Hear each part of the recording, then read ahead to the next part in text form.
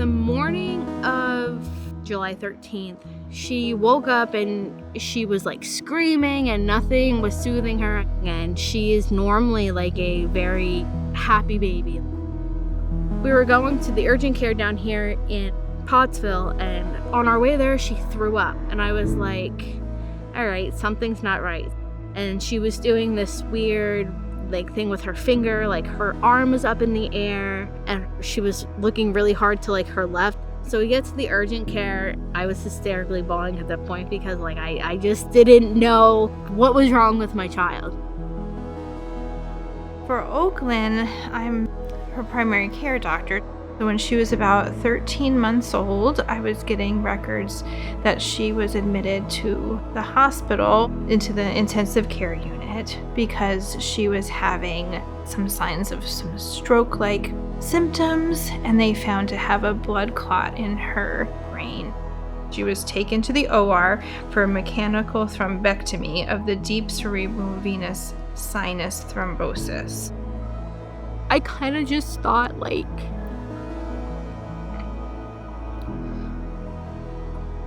is this going to be the last time I see my daughter? Like, is there, like, and obviously the questions were, like, why? Like, why my child? Why did this happen to her?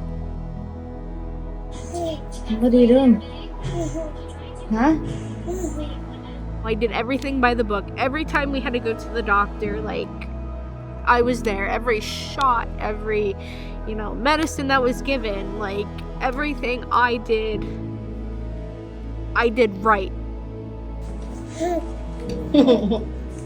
They assured us they were going to do everything that they could for my daughter. They allowed me to stand in their rounds and listen to what was going on with Oaklynn and what the goals were for that day, or if what came up through the night. Like, I was there and I was able to be a part of that and able to ask questions, and I just couldn't thank them enough, especially the nurses. They actually inspired me. I'm actually working to enroll in nursing school, so that drove me to want to help others the way I was helped.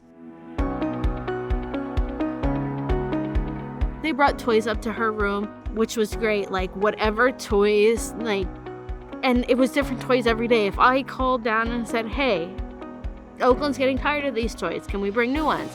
They brought play mats and toys and let her kind of make it feel normal, like she was at home.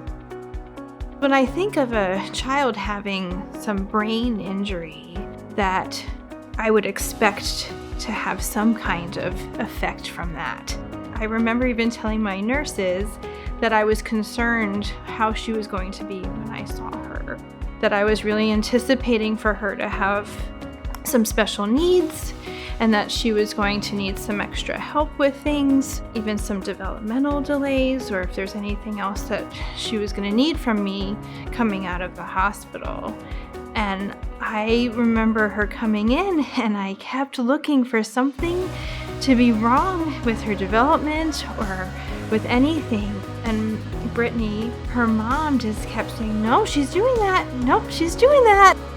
So that really was a testament to me that she was such a miracle.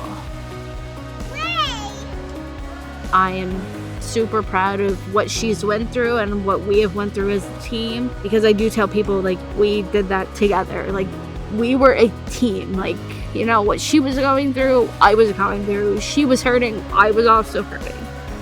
I could not be more proud of what she has survived and overcame. She does not let nothing stop her, and she knows what she wants when she wants it. She is so smart, learning new things every day, just a ray of sunshine. Like, I could not have asked for a better kid. Whoa! Oh, she is a feisty 2-year-old for me, who's doing amazing. I think just with the immediate care that she received and the quality of the care that she was able to get so close to us, because they acted so quickly and were able to do that it was really such a miracle. It really is honestly a lifesaver that it was so close to home. We got there safe and got there quick. to diagnose the blood clot is honestly a lifesaver.